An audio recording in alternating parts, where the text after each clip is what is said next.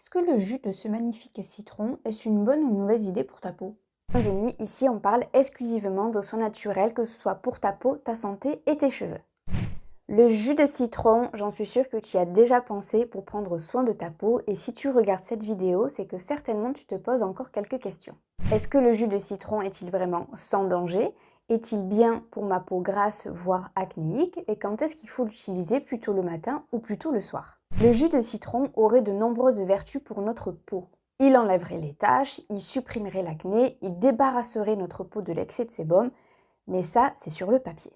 Qu'en réalité, il vaut mieux que tu le gardes dans ta cuisine plutôt que de le mettre sur ta peau. Une chose que l'on ne peut pas lui enlever, c'est que c'est un super antioxydant. En gros, pour faire simple, il permet à nos cellules de vieillir moins vite. Son taux de vitamine C, là, c'est aussi très variable d'un citron à un autre et dû à différents facteurs comme les méthodes de conservation ou tout simplement dû aux conditions de la météo. Le deuxième point du jus de citron, c'est qu'il est très photosensibilisant, c'est-à-dire qu'il a une réaction très forte dès qu'il est en contact avec le soleil.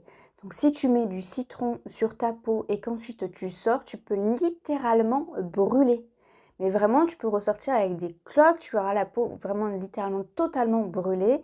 Et les gens qui préparent beaucoup de cocktails en extérieur, souvent ils ont des gants et ensuite ils enlèvent les gants parce que c'est vraiment très photosensibilisant le jus de citron et des fois ils ont les mains totalement brûlées. Donc ils mettent des gants, ils coupent les citrons, ils préparent leur cocktail et ensuite ils passent du coup à autre chose. Mais ça c'est surtout quand c'est en extérieur. Dernier point du jus de citron, ça concerne du coup son pH. Son pH tourne autour de 2, donc c'est vraiment très bas. Celui de notre peau est d'environ 5 voire 5,5 et ceux qui sont dans les cosmétiques, ils sont à peu près de 4 voire de 5. Donc en fait, voilà, le citron est beaucoup trop agressif, surtout si tu as la peau très sensible. Il faut surtout pas utiliser du jus de citron. Tu l'auras compris, il vaut mieux que tu le gardes dans ta cuisine plutôt que de l'appliquer sur ta peau. Par contre, j'ai une petite alternative pour toi qui est vraiment super bien, c'est que le vinaigre de cidre, il est séborégulateur. Donc, c'est ce qu'on cherche pour du coup limiter l'acné et avoir trop de sébum. En fait, du coup, le vinaigre de cidre, comme il est séborégulateur, il va venir réguler tout simplement le pH de ta peau et supprimer du coup cette sensation de peau grasse et éviter tout ce qui est petits boutons, points noirs. Tu as la peau très sensible, dilue toujours ton vinaigre de cidre avec un petit peu d'eau dans ta petite fiole. Tu mets une cuillère à soupe ou de café en fonction de la dimension de ta petite fiole.